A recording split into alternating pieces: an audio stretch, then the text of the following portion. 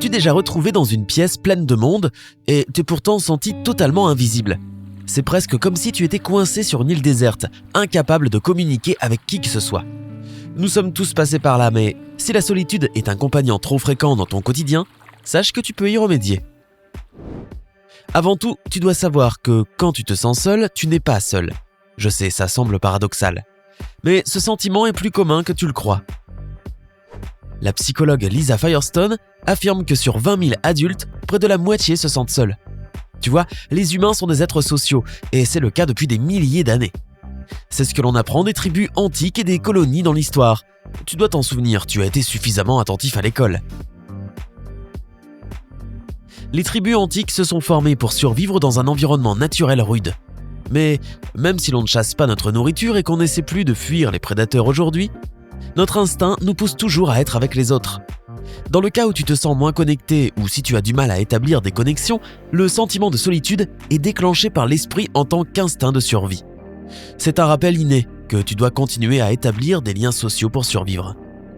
C'est pourquoi il ne faut pas voir cela comme quelque chose de honteux, mais plutôt comme une chance d'apprendre à se débrouiller face à ses émotions tout en cherchant à établir de nouvelles relations. Ou peut-être en faisant revivre d'anciennes. Mais se sentir seul n'est pas synonyme d'être seul.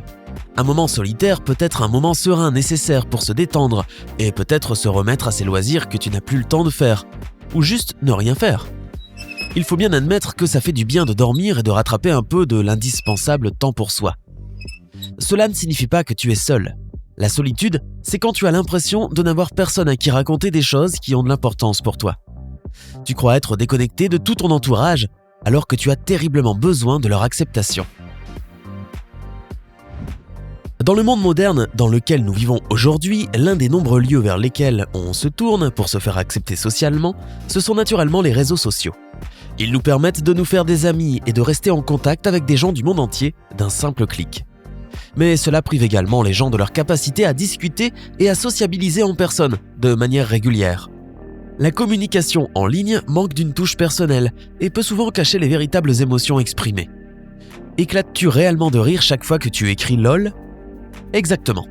C'est pourquoi nous sommes de moins en moins au courant des véritables sentiments des autres, ce qui entraîne également un sentiment accru d'isolement. Même si les réseaux sociaux ont fourni de nouveaux moyens de communication instantanés et accessibles, ils ont également provoqué une rupture dans le domaine des relations personnelles. En fait, le Dr Firestone mentionne également dans cette étude menée sur 200 000 personnes que seulement 50% ont déclaré avoir eu des interactions sociales significatives de manière régulière. Maintenant, quelles sont les chances que ces personnes ne chattent pas en ligne tous les jours ? Le fait est qu'avoir des milliers d'abonnés ou d'amis sur ces réseaux sociaux ne compensera pas le manque d'interaction humaine. Et il semble que n'importe quoi puisse déclencher ce sentiment. Peut-être que tu as récemment déménagé dans un nouvel endroit, ou peut-être que tu as l'impression que tout le monde semble toujours trop occupé pour passer du temps avec toi. Quelle qu'en soit la raison, le sentiment de solitude est une réaction naturelle, mais cela peut être un problème majeur si tu te sens constamment seul et que cela t'empêche de mener une vie heureuse et en bonne santé. Aussi naturel que puisse être ce sentiment, s'il revient trop souvent, il peut avoir des effets dévastateurs sur ta santé. Des études ont montré que quand la solitude devient chronique, elle peut affaiblir ton système immunitaire. La solitude prolongée pourrait également accélérer le processus de vieillissement car elle agit contre le renouvellement cellulaire. Sans parler du fait que la dépression et la solitude vont souvent de pair. Tu ne dois donc pas seulement te préoccuper de ta santé physique, mais aussi de ton bien-être mental.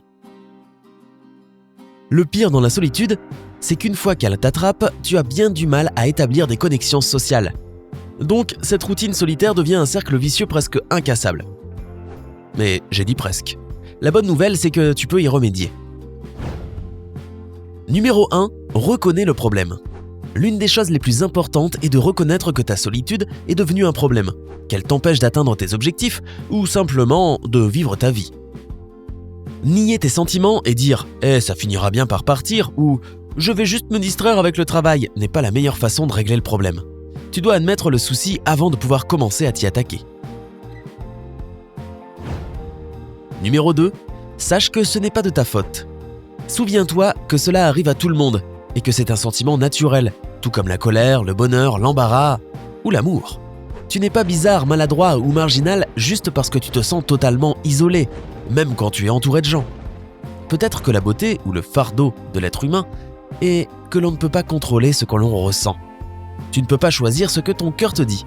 Tu dois juste l'écouter et agir en fonction. Numéro 3. Trouve du réconfort ailleurs. Attention, je ne dis pas que des distractions vides de sens t'épargneront de faire face aux problèmes. C'est en fait tout ce qui met un sourire sur ton visage, qu'il s'agisse d'un bon livre ou de jouer avec ton chien. Si tu as un passe-temps qui te rend heureux, alors mets-y tout ton cœur. Et si tu n'as pas de passe-temps, pourquoi ne pas en trouver un ?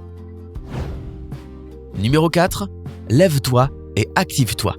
Tu serais surpris de ce qu'un changement d'environnement ou un peu d'exercice peut provoquer non seulement dans ton corps, mais également dans ton esprit. L'exercice aide à produire des endorphines, des substances chimiques dans ton organisme qui déclenchent des pensées plus heureuses. Tu n'as pas besoin de commencer à aller à la salle de sport ni quoi que ce soit. Pars juste te balader ou courir dans un parc pour commencer. Le soleil et l'air frais seuls peuvent facilement améliorer ton humeur. Tu pourrais aussi essayer le yoga pour avoir un esprit sain dans un corps sain. Numéro 5. Aide quelqu'un dans le besoin. Essaie de balayer tes pensées en aidant les autres. Tu peux faire du bénévolat dans une maison de retraite ou peut-être aider à cuisiner et à distribuer de la nourriture dans un refuge pour les sans-abri. Il y a aussi des refuges pour animaux qui te seraient reconnaissants de recevoir un coup de main. Aider un voisin dans son jardin est un bon moyen de commencer. Et c'est tout ce qui peut te faire sentir utile et important pour quelqu'un. En plus, tu vas interagir avec d'autres personnes. Ce qui est la raison pour laquelle ton instinct te fait sentir seul. Ton cerveau veut sociabiliser. Numéro 6. Visualise une situation agréable. Ça a l'air un peu cliché, je sais, mais cela pourrait fonctionner, même si ce n'est que pour un court instant. Ferme les yeux et imagine-toi à un endroit où tu t'es senti heureux et en paix. Si tu n'arrives pas à penser à un lieu précis, essaie d'imaginer un endroit où tu as toujours voulu aller et pense à toutes les choses sympas que tu aimerais y faire si tu avais la chance d'y aller.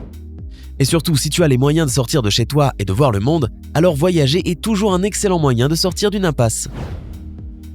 Numéro 7. Contacte quelqu'un, même si c'est difficile.